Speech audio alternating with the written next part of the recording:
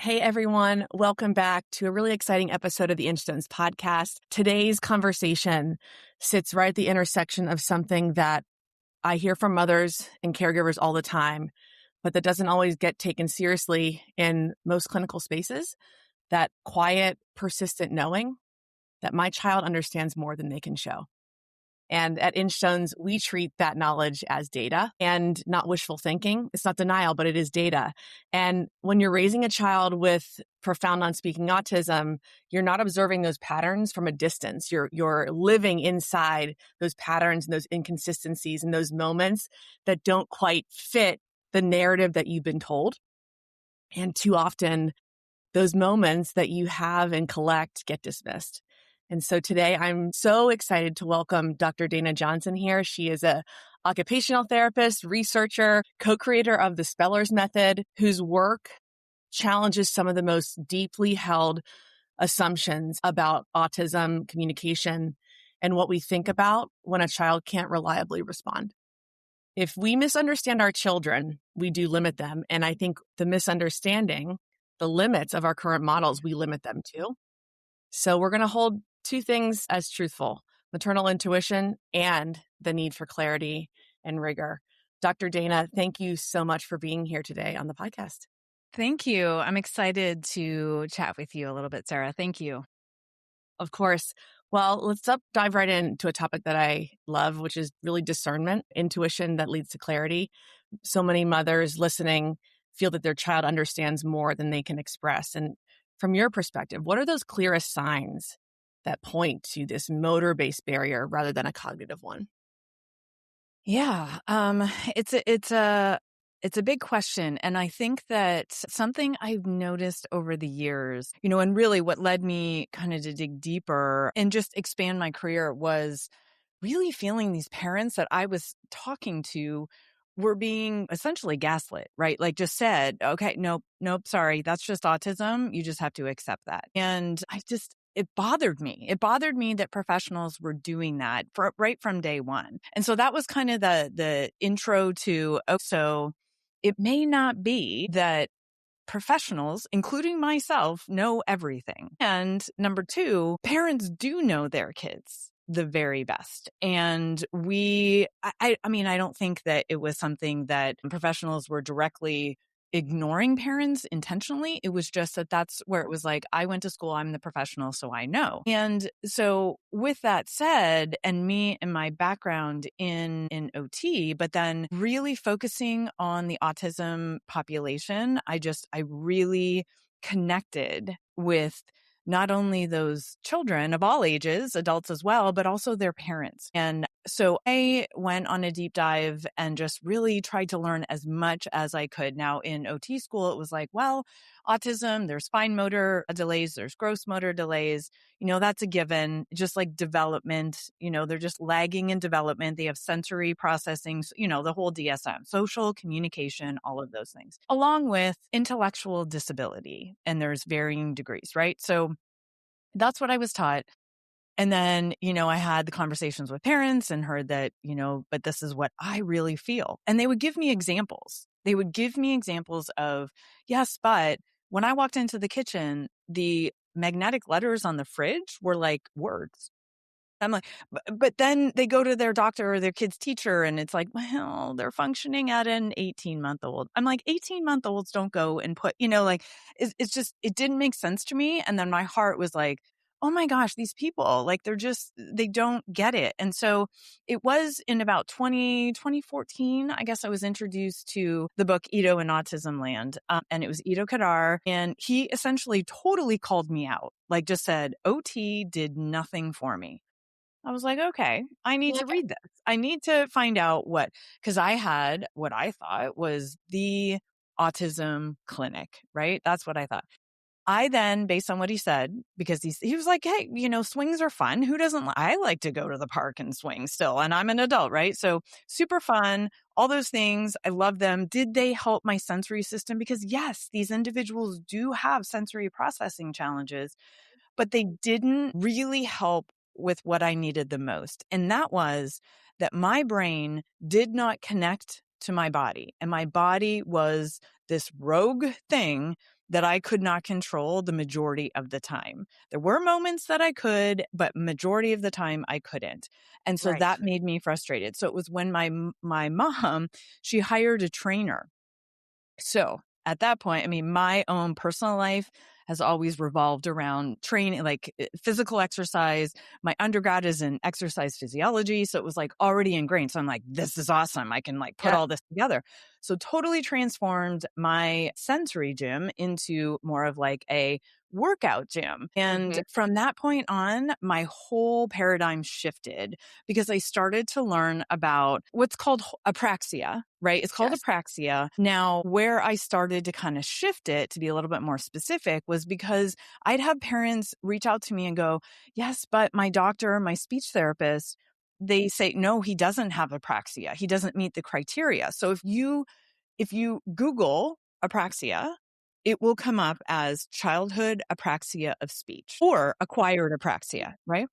So, so parents are coming to me going like, I don't understand. So then I decided, okay, I'm going to educate people about this. I started a YouTube channel and I'm like, whole body apraxia. That's what I'm going to term it. Is it an official? It's not official. It's just a descriptive way of helping to differentiate because it is different from childhood apraxia of speech. Very much so. Right? It's different from acquired apraxia. So it's those things where I'm just like, okay, we need to help parents understand this because it is a real thing and we can dive into the neurology as well. To understand it is going to really, really, really support the way in which you start to direct therapy, depending on your child and what they need. And also just your day-to-day life at home, which is huge for all of us. Yeah, I mean, you're hitting on so many things. What I love is that you're talking about going deeper than these surface level behaviors. Mm-hmm. I went down to the NIH, got to speak at the IACC meeting on Tuesday. And one of the things they talked about a lot were that we have this blanketed discussion about just these surface level behaviors give a diagnosis or a label. What does that deeper level, that whole body apraxia actually look like in practice? Because it's so obvious to me, but help other women and mothers understand. Yeah. So when essentially when I hear my child has complex or profound autism, right? Level 3, all of the above, I assume that there is whole body apraxia with that. And so what whole body apraxia is when the individual understands what you're wanting them to do, or they have a response, whether that's a verbal response or they actually move their body. And so, but they cannot actually make those connections between their brain where that information is received and then traveling down to actually start to move the body, right? So it can look like, okay, we have to get to school. I want you to go and get your backpack. Go pick up your backpack. Go sit in the chair, right? Like you ask your child to do something and it could look like, number one, they're still sitting on the couch, right? Or they're still in the other room, or they walk past their backpack, or they go the opposite direction from the chair, right? I think then just because we all just with our neurotypical brains and what we do with everybody else is, well, I'm watching what they're doing and they're not doing what I'm asking. So I'm going to come up with the conclusion that number one, they don't understand me. Number two, they didn't hear me. Or number three, they don't want to do it. Right. So those, and by the way, like all of those things could be true, but we tend to have our beliefs and we keep thinking Yes. about those beliefs. And then that shifts Well, the response. that's that classic amplification of a enlarged belief that ends Yes, up becoming the pinnacle of how you go through life based on that one, which is, I believe, an assumption or presumption that's not actually based in reality. exactly. I always wondered, having a boy and a girl 2.5 years apart with the same diagnoses, I'm oftentimes beautifully aware that sometimes their lack of maybe listening or not doing the thing, even though it's the backpack example is so clear in my home every day. Sometimes what is the evolution and just natural progression of a boy a male development and female development too. I sit in this intersection so deeply because I see a boy and a girl with the same diagnoses. They, as just humans and children with a autism and apraxia diagnosis, even watching them go through life with demands put on them as an 8 and 11-year-old seems typical in some ways. So the not listening, how is that developmentally typical to just the development of them as children? That's not based in apraxia. That's not based in their intellect. That's just part of the human brain development. Exactly. And I will always say that to parents because parents will be like, okay, so then it's apraxia or it's whole body apraxia and not that they're not listening. I'm like, possibly, or they're Yeah, like 10, right? or they're a 10-year-old. Yeah. Yeah. So we can't, It does take back so nicely when you can like have some levity or take away the levity and have some, lightness about it. Cause it's like at some times, like we're not looking for them to be perfectly behaved. My 13-year-old is so painfully typical that the things that she goes through that might get an arousal from other typical parents of like, oh, here we go. We're entering the blah, blah, blah phase. Yeah, that's what we're entering. We've been studying this for decades. Yep, that's what's coming. Yep.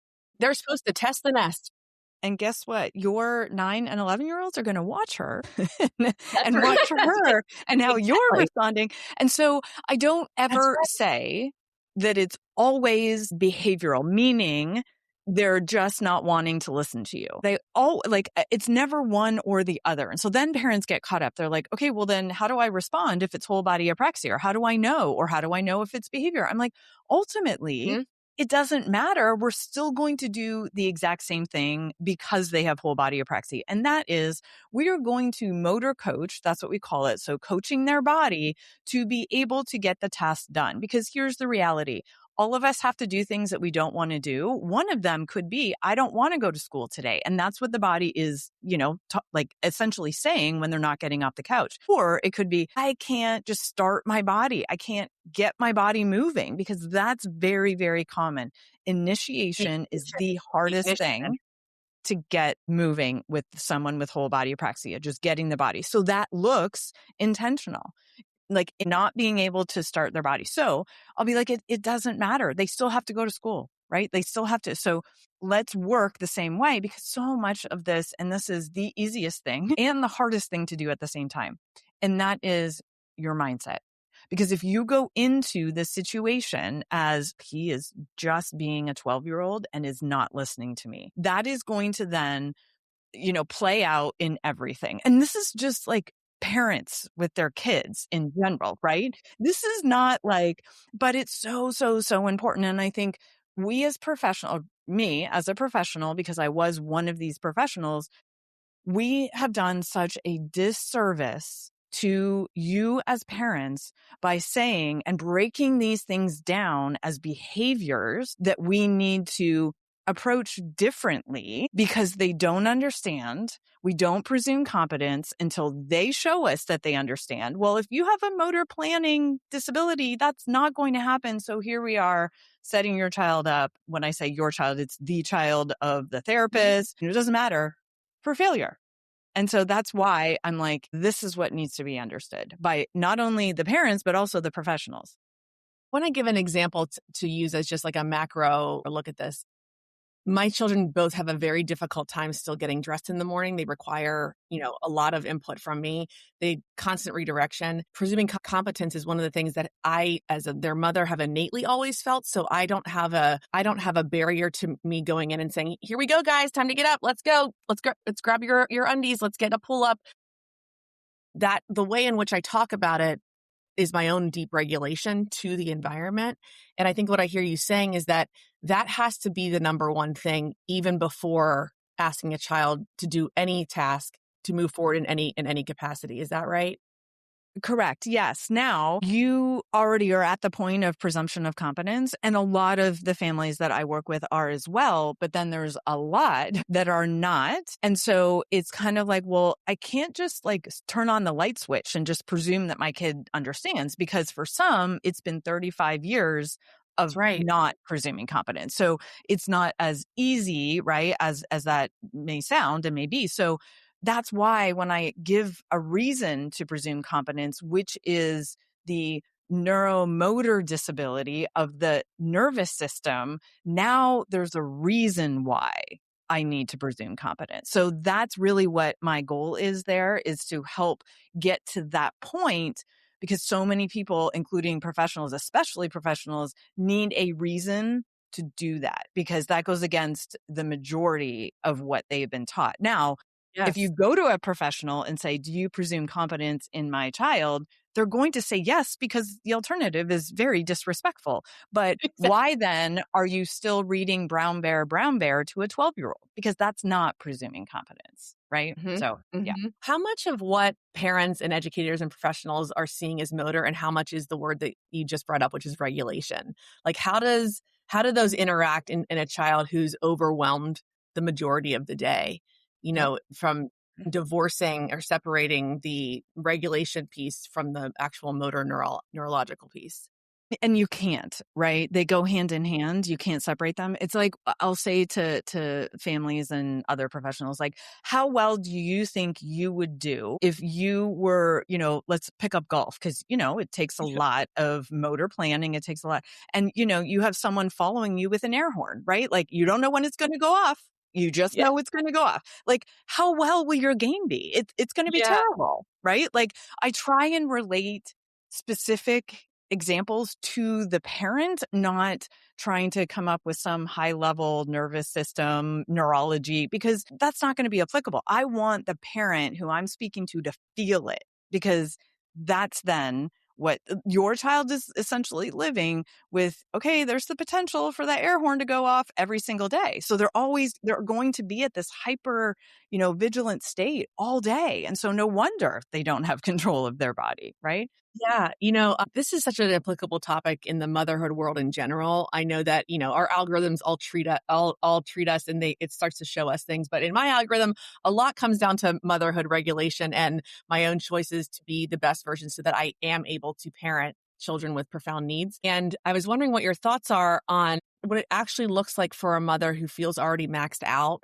and that we need to allow for time to do what time does, which is slow and steady build up to be able to have the capacity to attempt more motor regulation in their home, and even addressing the full whole body apraxia. Because I think what I hear you saying is that if we approach it with, if I'm the mother and I'm just a foghorn at every time my 11 or 8-year-old, even so much as does one wrong motion or quickly jerks away, I'm now completely a part of the problem. If I grab or say, absolutely not, like that freak out moment. So it's almost like there's a pre-planning aspect to this that plants a lot of power, beautiful power, in trying to get the mothers and caregivers to have slack in their own regulatory system and not Yeah, become I such do a a lot standard of of failure. for sure. And I do a lot of work with parents on regulation, their own regulation first, because it's easy for someone to say, you need to be calm. Like,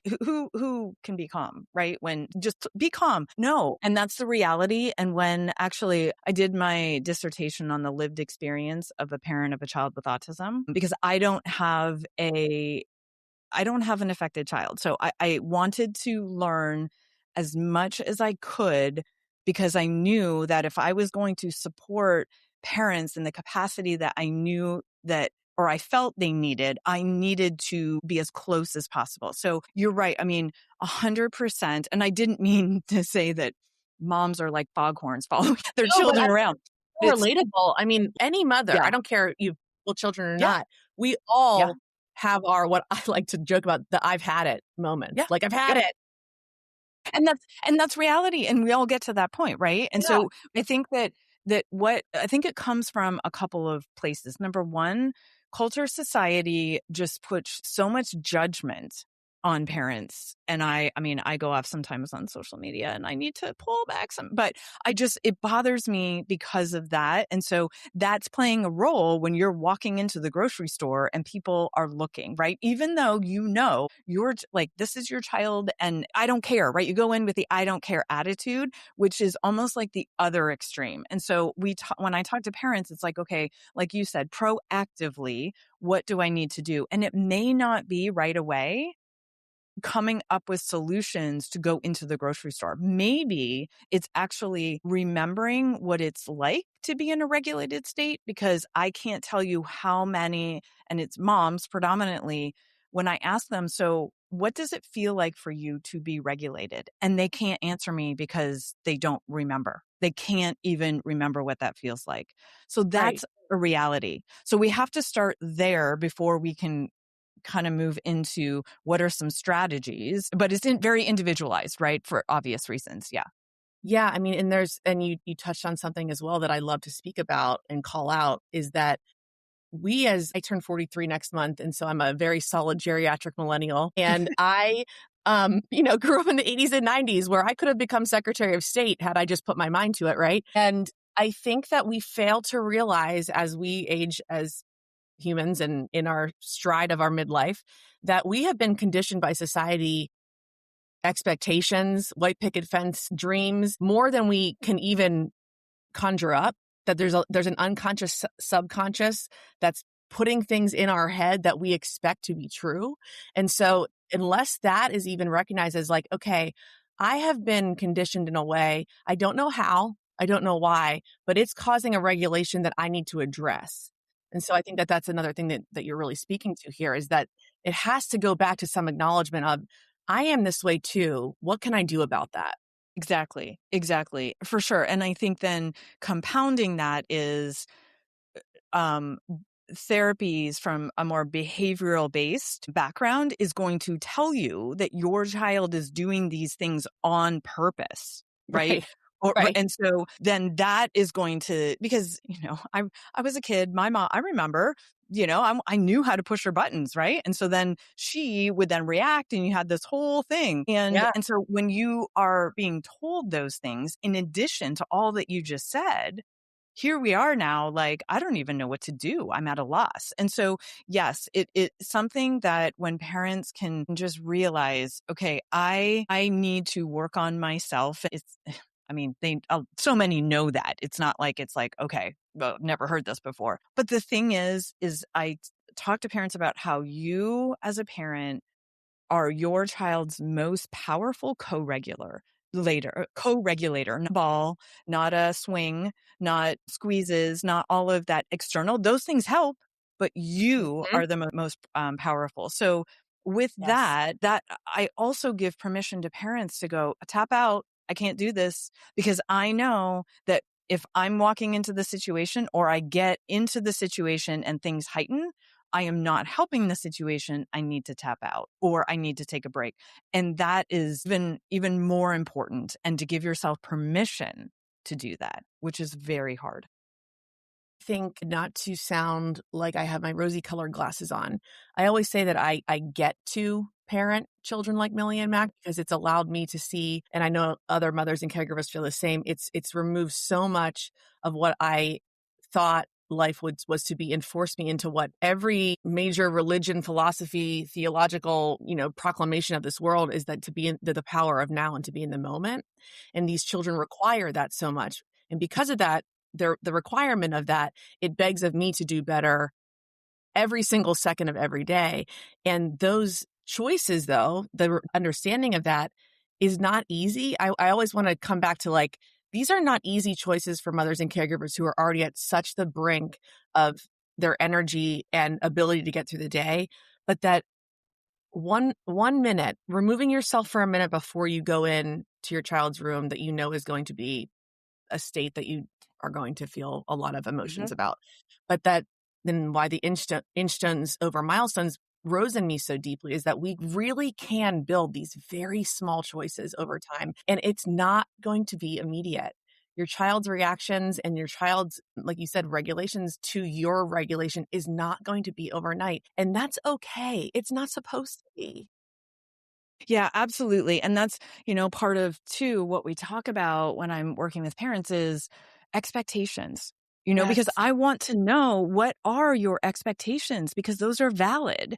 And then we work together to kind of go, okay, so based on your child's individual sensory motor profile and their whole body apraxia, what can we, make so that they're realistic expectations? So you're feeling those, even those, like, I love it. I love that your podcast is called Inchstones, because when I heard you say, even when I can just like pause before walking into that room, that Mhm. is huge. That is Yes. huge. And I tell parents those little Mhm. pieces that when you, and this is how we all work, right? Like these little inch stones all compound and come together, and we get to that next step and that next milestone or whatever that is. And I love when I can look back, and I do this because I think it's important, when I start working with a family and then we, continue on, and then I will refer back to, remember when, Mhm. because Mhm. in the day to day, for all of us, it's really, really hard to see those moments. But oh my goodness, when you list all the things that might be little or like inconsequential, and you're like, oh, wow, yes, look, for me, like for the Yes. parent, look at what Yes. I'm able to do now, right? I have a plan. I'm more confident. Like, to me, and I say this, I get to do this every I single get day. I to can't believe it is. that I get. Yes. Yeah. And a phrase I use quite often is that there's a life luxury. You cannot purchase the feeling of the reflection where you see the growth in Mhm. both your own motherhood and parenting to your child with extra needs, and then the reception of that by your child. That is a luxury that cannot be purchased. And it's one of the things that I guarantee everyone in my community wishes they could push the button and go, I just want to feel that. Like, I just want to feel, and you cannot purchase it. And we live in such a fast-paced world in these communities and towns that are just so based on, current comfort and current, luxury or travel and expensive things and all this stuff. And at the end of the day, you cannot purchase the peace and beauty that comes with reflection over the small incremental choices that you make that will inevitably have the most beautiful ripple effect in your child. And I'm Yeah. really glad that you said that taking the time to reflect is very important. It is. It is, for not only to, seeing your child's development, because that's, typically the goal, right? When I Mhm. talk to parents initially and we go through everything, it's like, so what are your goals? And it's like, well, I want my child to, and some have more specific and others are, to be able to have all the opportunities or to succeed, or, a little bit more general, which we then narrow down. But I also then go, well, what about for you? Right? Because nobody asks that. And it's not to go, okay, well, now it's also on me and the pressure. That's not what Right, I'm right. I'm doing it for. But it's always been kind of, in terms of therapies, like what the therapist does with your child, and nobody is there to support the parents. And I like it always, like, I left actually a clinic environment with a hospital where I started, and started my own practice almost like 20 years ago, because I'm just like, I can't help the parents, which that's where my heart is. Because, insurance, it's like you have 5 minutes to say, okay, now go home and practice writing the letter A 25 times. I'm like, that's just Right. insanity. Yeah. So I just, it's like, that's where my heart is. That's what I want to do. And so, no, you as a parent are with your child the most. And I know, want to be able to support your child. And I also know, for the majority of parents, their biggest fear is what happens when I'm gone. And so that is one of the biggest things that we talk through. I also think, to your point, is that your child is of you and comes from you. And there is something very sacred and connective that we might not be able to tangibly, you know, have and catch hold of, but your ability and the system of you is so attached to the system of your child. And to know that those two systems as humans are so beautifully entwined, it's why we love so deeply. It's why we love so profusely. We can't capture that in a bucket, but we know it's there. So I think that your work just speaks so deeply to that. Dr. Johnson, I thank you so much for being here. I could talk with you all day and for engaging in this conversation with such Yeah. openness, because there are the community of women and mothers and caregivers, as I know that you work with day in and day out, and that are listening. There's such validation in what you're saying. And especially those who felt that are listening now, this quiet knowing that something doesn't fully add up, that I think that I hope that this episode with you, it gives language to that, but also permission to keep observing and to keep questioning and to keep trusting what you're seeing so that you can convey that to the practitioners and clinicians and therapists in your children's life. Because I really do, and I know you believe this too, believe that there are better outcomes for our children. They start and end with taking those observations seriously from the mother to their child. Yeah. So, Dr. Johnson, thank you so much for your time and for the work that you do for this population. You're so welcome. I appreciate it so much and I mean, this is a passion if you hadn't figured that out. I'm very passionate about it and just to be able to support parents, moms, because that's really the caregiving role, right? Like you said earlier. And it's really important to be able to talk about it and so that those who are in that role feel supported, because I don't feel that that's typical. That's not what's happening right now. Yes, and you use that passion to shift the lens, and to shift that work. And what you're really asking us is to let us feel grounded in how we interpret things differently, and then to walk through that with power and these small incremental wins along Yeah. this journey. Yeah. Thank you again for your work. I will be sharing all of your details on how everyone can find you on the episode summary, and cannot wait to hear from my audience because they are going to be thrilled with all that you shared. Great. Thank you. You're welcome. All right, everyone. Until next time here on the Inchstones podcast.